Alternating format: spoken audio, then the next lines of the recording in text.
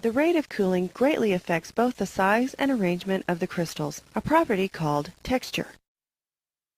Rapid cooling produces smaller crystals, and slower cooling allows time for larger crystals to form. Igneous rocks that form at the surface, or as small masses within the upper crust, possess a fine-grained texture. Notice that the grains in fine-grained rocks are too small for individual minerals to be distinguished with the unaided eye. Many fine-grained rocks contain voids left by gas bubbles that escape as lava solidifies. These volcanic rocks usually form near the surface of lava flows and are said to exhibit a vesicular texture. When large masses of magma solidify at depth, they form igneous rocks that exhibit a coarse-grained texture. In contrast to fine-grained rocks, the individual minerals in coarse-grained rocks can be identified with the unaided eye. Rapid cooling of lavas may generate a glassy texture. Glass results when the ions are unordered. That is, they have not formed an orderly crystalline structure.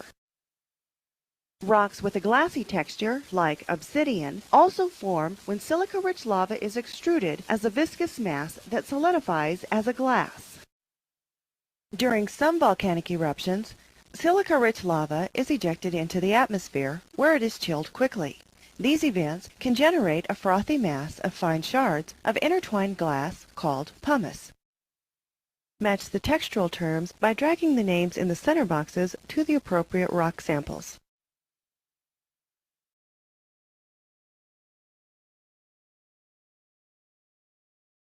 Click on the text which describes the environment in which this rock most likely formed.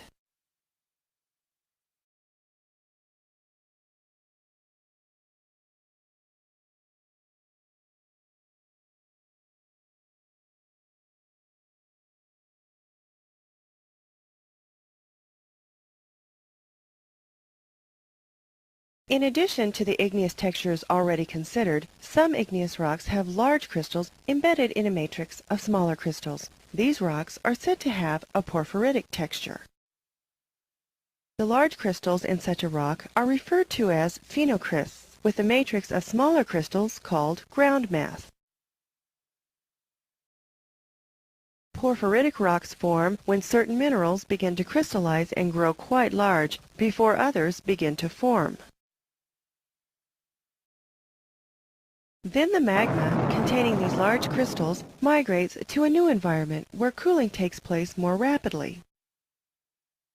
In this situation, the rock will have a porphyritic texture in which the ground mass is fine-grained, as shown in the sample above.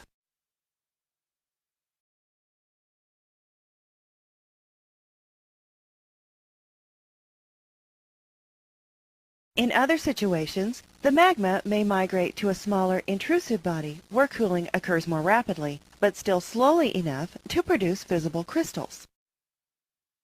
In this environment, the ground mass will be coarse-grained, as shown in the sample above.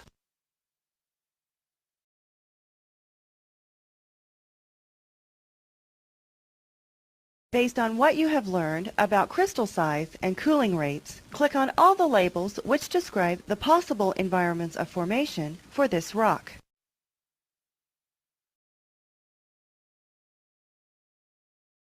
Click on all the labels which describe the possible environments of formation for this rock.